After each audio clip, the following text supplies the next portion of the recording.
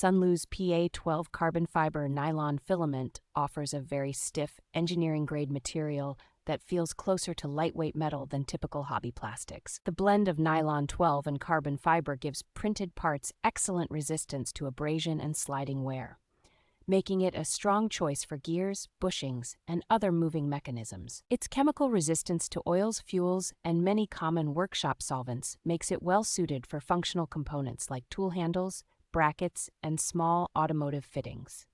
This filament tolerates sustained high temperatures without sagging or deforming, so parts can survive under the hood, near motors, or in direct summer sunlight far better than PLA or PETG.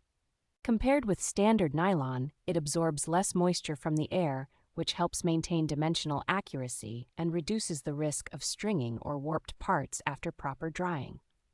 The consistent diameter, generous 4-kilogram bundle, and compatibility with many open material printers make it a practical option for serious prototyping or small production runs.